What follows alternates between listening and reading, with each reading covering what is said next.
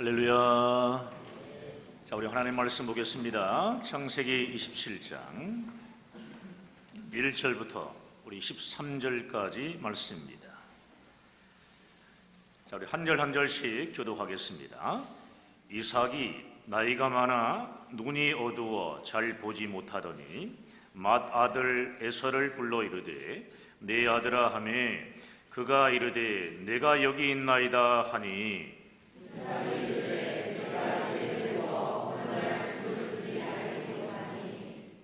그런즉 내 기구 곧 화살통과 활을 가지고 들에 가서 나를 위하여 사냥하여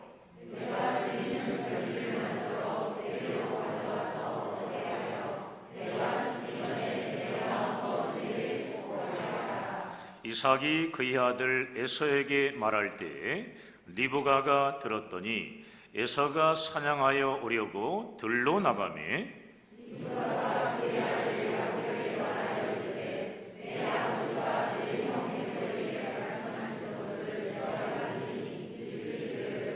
나를 위하여 사냥하여 가져다가 별미를 만들어 내가 먹게 하여 죽기 전에 여호와 앞에서 내게 축복하게 하라 하셨으니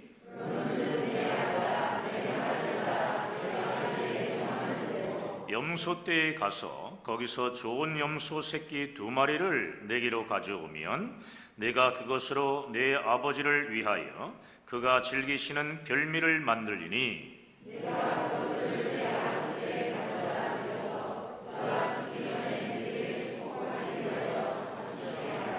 야곱이 그 어머니 리브가에게 이르되 내 형 에서는 털이 많은 사람이요 나는 매끈매끈한 사람인즉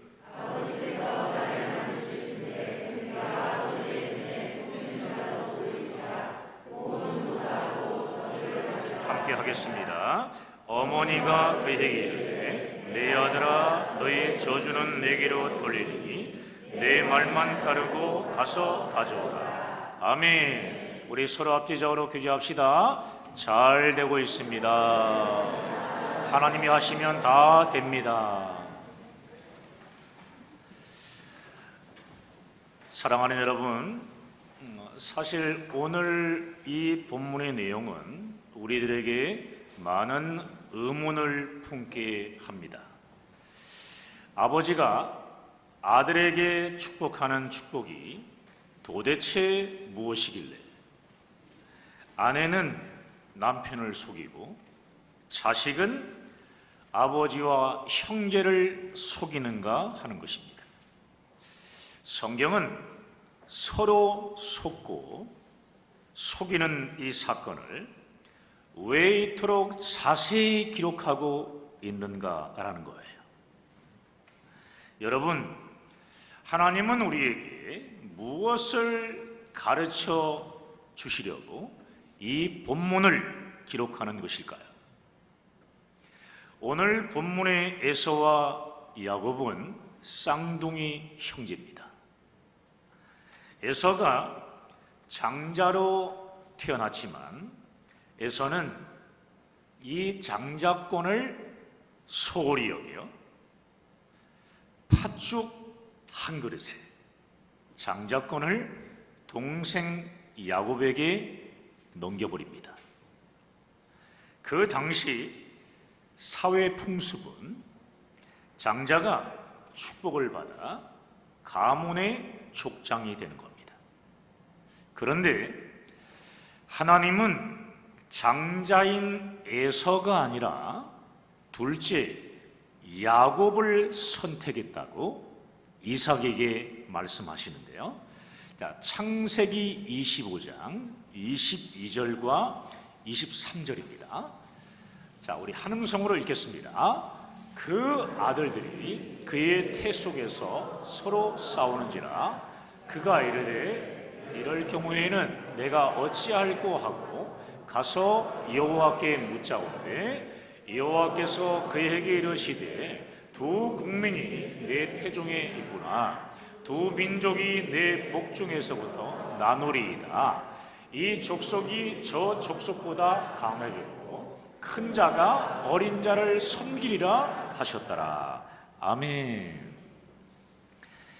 장자 상속에 대한 고대 사회의 관습은 아들이 2명일 때는 동생이 형에게 복종하는 겁니다. 그런데 하나님께서 동생 야곱을 선택하신 것은 하나님의 백성은 자연적으로 형성되는 것이 아니라 오직 하나님의 뜻과 섭리에 의해 이루어진다는 것을 나타내기 위함인 것입니다. 언제나 하나님의 뜻과 섭리는 인간의 뜻과 관습을 넘어서는 절대 진리임을 지금 강력하게 말씀하시는 것입니다. 그런데 동생 야곱을 선택한 하나님의 뜻에 불순종한 이삭 때문에 축복이 누구에게 가는 것이 옳으냐는 심각한 형제 간의 갈등이 일어난 것입니다. 하나님의 계획과 세상 관습의 갈등 속에서 인간적인 사람의 뜻으로는 하나님의 계획을 결코 바꿀 수 없다는 사실을 이삭은 알았어야 했습니다. 그 누구보다 하나님의 뜻에 순종하며 살았던 이삭인데 지금 하나님의 뜻이 아닌 자신의 뜻대로 하려는 불순종의 모습을 보이고 있습니다. 성경은 눈이 어두워진 이삭을 소개하면서 이삭의 육신적인 눈만이 아니라 영적인 눈도 멀었다는 것을 암시하고 있는 것입니다. 오늘 본문은 인간적인 이삭의 실수나 잘못된 선택에도 불구하고 하나님의 뜻은 반드시 이루어짐을 분명하게 증거하고 있습니다. 하나님이 세우신 뜻은 그 누구도 그 무엇도 절대로 거스를 수 없다는 것입니다. 야곱을 선택한 하나님의 뜻에 무관심했던 이삭이 틀렸다는 것이 성경의 결론입니다.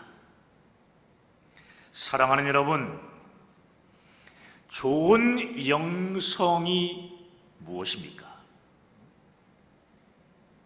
좋은 영성은 하나님의 뜻을 알고 겸손히 순종하는 겁니다. 아멘이십니까? 그렇습니다. 좋은 영성은 하나님의 뜻을 알고 겸손히 순종하며 사는 겁니다. 팥죽 한 그릇에 에서는 자신의 장자권을 동생 야곱에게 이미 팔아버렸습니다. 몇 명 안 되는 가족 안에서 두 아들 사이에 명백한 장자권 거래가 있었음을 이삭이 몰랐을 리 없을 겁니다. 이 일을 보며 이삭은 야곱을 선택하신 하나님의 뜻을 온전히 받아들였어야 했습니다. 그런데도 이삭은 장자 에서를 편애하는데요. 에서를 편애하는 이유가 퍽 재밌습니다.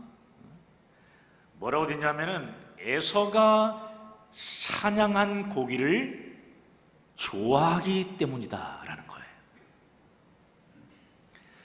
그리고 결정적으로 축복의 시기도 아주 잘못되었습니다. 축복과 이 족장권을 물려주는 아주 중요한 예식이거든요. 그래서 이 예식은 아버지가 죽음을 앞두고 하는 예식인데 이삭은 이를 어긴 겁니다. 이 사건이 일어난 후에 이삭은 40년이나 더 살았습니다. 또 축복의 방식도 잘못되었습니다. 이 축복은 온 가족이 모인 자리에서 엄숙하게 행해져야 했습니다. 그런데 아버지 이삭과 아들인 에서 단둘이 은밀하게 행하겠다는 거예요. 죽음에 앞서 먼저 하나님께 제사를 드리고 거룩하게 축복해야 하는데 고기를 배부르게 먹고 자신이 먹고 축복을 하겠다는 것은 아주 심각한 잘못인 거죠. 지금 이삭이 행하는 이 축복은 처음부터 모든 과정에 하자가 있었다는 겁니다. 거룩한 것일수록 오직 하나님의 뜻대로 이루어져야 한다는 것을 말씀하고 있는 겁니다. 여러분, 잊지 말고 기억하십시오. 비록 내가 손해를 봐도요, 하나님의 거룩한 뜻은 이루어져야 합니다. 비록 내 뜻과 완전히 달라서 지금 불편하긴 하지만 하나님의 거룩한 뜻은 반드시 이루어져야 합니다. 아멘입니까? 오늘 본문은 숨은 주인공으로 에서와 야곱의 어머니 리브가를 소개합니다. 리브가는 이미 창세기 24장에 하나님의 뜻대로 행하는 지혜로운 여인으로 등장하고 있습니다. 이러한 리브가는 남편의 잘못된 생각과 행동 때문에 하나님의 계획이 그르쳐서는 안 된다고 생각하고 남편을 속이기로 결정합니다. 이 결정에 대해 성경은 리브가의 편을 들어줍니다. 에서가 장자권을 소홀히 여겼다고 기록하며 리브가의 행동을 정당화시켜줍니다. 이삭의 눈이 어두웠다고 기록함으로써 리브가를 귀가 밝은 여인으로 소개하고 또 분별력 있는 여인으로도 리브가를 소개합니다. 에서가 사냥한 고기를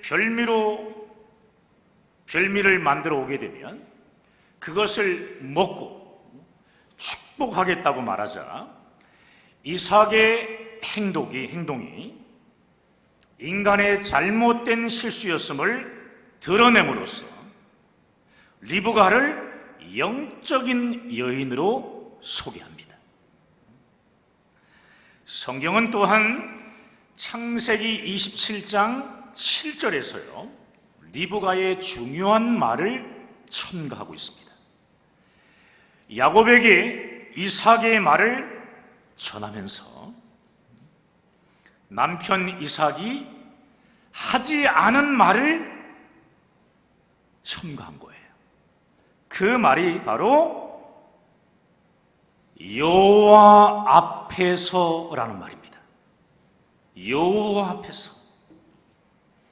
지금 인간적인 잘못된 생각을 가지고 아버지 이삭이 축복을 거행하지만, 만약에 이 축복이 하나님 앞에서 행하는 축복이면 이것은 엄청난 잘못이고 하나님의 뜻에 대한 불순종이며 거역이기 때문에 이것을 막아야 한다는 겁니다. 하나님의 뜻을 남편을 비롯한 그 누구도 막아서는 안 된다는 것이 리브가의 신앙인 겁니다. 하나님의 뜻은 이루어져야 하고 또한 반드시 이루어진다고 리브가는 믿었던 겁니다. 사랑하는 여러분, 우리의 죄악을 대신하여 십자가에서 죽으시고 부활하신 예수님을 믿음으로써 우리가 은혜로 받은 영생의 구원은 전적인 하나님의 뜻입니다. 자, 우리 요한복음 6장 40절 말씀을 보시겠습니다. 자, 함께 읽습니다. 내 아버지의 뜻은 아들을 보고 믿는 자마다 영생을 얻는 이것이니 마지막 날에 내가 이를 다시 살리리라 하시니라. 아멘. 우리 아버지의 뜻은 우리가 하나님의 아들로 이 땅에 오신 독생자 예수 그리스도를 믿는 믿음으로 영생의 구원을 얻는 것입니다. 할렐루야. 하나님의 뜻 안에서 영생의 구원을 받은 우리는 이러한 하나님의 뜻을 성령 안에서 땅끝까지 증거해야 하는 성교의 사명이 있는 겁니다. 어떤 신학자는요, 리브가를 위대한 어머니로 소개하는 성경을 발견합니다. 자, 창세기 27장 13절 볼까요? 13절. 자, 읽습니다. 어머니가 그에게 이르되 내 아들아, 너의 저주는 내게로 돌리리니 내 말만 따르고 가서 가져오라. 리브가는 하나님의 뜻을 위해 자신이 저주를 받는다고 나선 최초의 인물이 된 겁니다. 역사가 흐른 다음에 모세도 내가 저주를 뒤집어 쓰는 한이 있어도 내 민족의 잘못을 용서해 달라고 하나님 앞에 매달려 부르짖습니다. 사도 바울도 마찬가지입니다. 내가 저주를 받아 하나님으로부터 끊어지는 한이 있더라도 내 동족을 구원해 달라고 부르짖습니다. 리브가는 인류의 저주를 대신 지신 예수 그리스도와 같은 결단을 한 여인으로 기록된 겁니다. 사랑하는 여러분, 이와 같은 사실에도 불구하고 여러분에게는 이런 의문이 생길 수 있습니다. 리브가가 한 일은 분명 속임수가 아닌가? 남편에게 들어가 대화를 통해 설득하고 만류하면 되는 거 아닌가 하는 의문이죠. 이에 대해서 신학자들은 이러한 의문은 오늘날의 윤리 수준과 관점으로 수천 년 전 문화를 이해하려고 했기 때문에 생겨난 오해다라고 말합니다. 당시 족장인 남편의 결단은 아내일지라도 여인이 직접 들어가서 만류할 수 없다는 겁니다. 대화하고 설득한다는 것은 애초에 불가능하다는 겁니다. 사랑하는 여러분, 오늘 본문은요, 옳고 그름의 윤리 수준을 말하려는 것이 아닙니다. 하나님의 뜻은 사람의 생각과 판단과 또 어떤 실수에도 불구하고 반드시 이루어져야 한다는 사실을 역설하며 강조하고 있는 겁니다. 이러한 본문의 가르침을 알지 못하는 사람들은 다음과 같은 불만을 쏟아냅니다. 과연 야곱의 태도는 옳았는가? 축복을 위해서라면 남을 속여도 되는가? 하나님의 뜻을 믿고 기다릴 수는 없었는가? 왜 성경은 이러한 사기 행각을 이처럼 자세하게 소개하고 있는가 하는 것입니다. 사랑하는 여러분, 야곱의 속임수를 이토록 자세하게 기록한 것은 야곱을 칭찬하기 위해서가 아닙니다. 축복은 소중한 것이니 수단과 방법을 가리지 말고 쟁취하라는 교훈도 아닙니다. 성경은 이러한 일들을 자세히 기록함으로써 이스라엘의 12지파의 시작인 야곱이 하나님의 복을 받기에 얼마나 부족한 사람인가를 가감없이 보여주고 있는 겁니다. 여러분, 성경은 또한 오늘 본문의 야곱 이야기를 통해서 오늘날 우리가 어떻게 하나님의 뜻으로 구원받아 하나님의 자녀가 됐는가에 대한 구원의 비밀도 보여주고 있습니다. 야곱을 선택한 하나님의 뜻은 아무 조건이 없는 전적인 하나님의 은혜였습니다. 야곱에게 무슨 자격이나 또 공로나 어떤 선행이 있어서 하나님이 선택하신 것이 아닙니다. 연약하고 죄 많은 야곱임에도 불구하고 하나님께서 그를 선택하시고 구원하신 겁니다. 윤리 수준으로도요, 자격이 없는 이 야곱을 선택하사 전적인 하나님의 은혜로 구원하신 겁니다. 이는 오늘날 우리가 구원받은 것도 우리에게 무슨 자격이나 어떤 공로가 있어서 구원받은 것이 아님을 가르쳐주고 있는 것입니다. 우리 역시 야곱처럼 공로나 선행이나 어떤 자격이나 조건으로는 절대로 구원과 축복을 받을 수 없는 자이라는 것을 알리는 겁니다.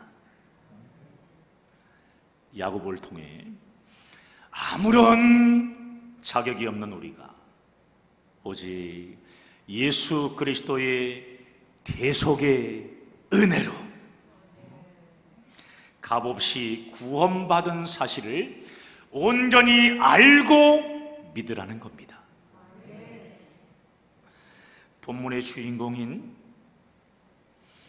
야곱의 모습 속에서 우리 자신의 모습을 발견하라는 겁니다. 우리가 잘나서 성공한 것이 아니며 우리가 착해서 구원받은 것이 아니라는 겁니다. 100%입니다. 하나님의 전적인 은혜로 자격 없는 우리가 구원받았고, 전적인 하나님의 은혜와 도우심으로 지금 우리가 살아가고 있다는 것을 성경이 지금 알고 있는 것입니다. 마치 자신의 능력인 양 교만하게 살고 있는 우리들을 겸손하게 만들기 위한 사건이 오늘 본문인 창세기 27장입니다. 더욱 감사한 것은요, 허물 많은 우리가 똑같은 야곱에게 하나님께서 축복하셨다는 겁니다. 그 내용이 창세기 27장 28절과 29절인데요. 자, 함께 읽어볼까요? 28절, 29절 시작. 하나님은 하늘의 이슬과 땅의 기름침이며 풍성한 곡식과 포도주를 내게 주시기를 원하노라.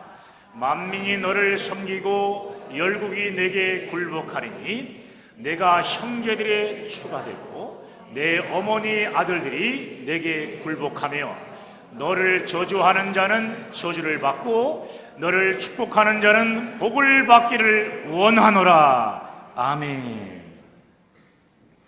하늘과 땅과 땅의 모든 이 기름진 복과 번성하는 성공의 복을 허락하셨습니다. 구원받은 하나님의 자녀로서 영향력을 드러내며 살라는 리더십의 복도 주십니다. 또한 한 번 얻은 구원은 영원히 빼앗기지 않는 영적인 복도 허락해 주십니다. 할렐루야. 그렇습니다. 오늘 야곱과 이삭과 야곱, 심지어 리브가마저도 흠이 있고 실수가 많은 사람이었습니다. 완전한 사람은 그 누구도 없습니다. 모두 무자격자들이었습니다. 이것이 우리의 모습입니다. 오늘날 제가 설교를 하며 교회를 섬기는 목사가 되었지만 저 역시 자격이 있어서 목사가 된 것이 아닙니다. 전적인 하나님의 은혜로 된 것입니다. 아무 자격이 없지만 하나님의 은혜로 목사가 되었기 때문에 평생 감사하면서 살라는 겁니다. 장로, 권사, 또 집사, 또 성도가 된 것도 마찬가지입니다. 자격이 있어서 된 것이 아니니까 겸손하라는 것입니다. 우리 함께 고백해 볼까요? 우리 겸손합시다. 목사도 겸손하고 우리 장로도 권사도 집사도 성도도 다 겸손해야 합니다. 사랑하는 여러분, 우리 모두는 실수와 약점이 많습니다. 약점 없는 사람이 아무도 없어요. 허물도 많고 아무런 자격이 없는 자들입니다. 그러나 하나님은 절대로 우리를 버리거나 포기하지 않으십니다. 하나님께서는 우리의 실수를 용서하고 치유하셔서 우리를 통해 하나님의 뜻을 이루어 가십니다. 할렐루야. 바로 여기에 우리의 소망과 감사가 있는 겁니다. 하나님의 아들이신 예수 그리스도를 보고 믿는 자마다 영생의 구원을 주시는 하나님 아버지의 뜻, 우리가 땅끝까지 이르러 이 구원의 복음을 전하라는 하나님 아버지의 뜻은 우리의 실수와 연약함에도 불구하고 반드시 이루어집니다. 반드시 이루어집니다. 할렐루야. 오늘 말씀 붙잡고 우리 함께 기도하시겠습니다.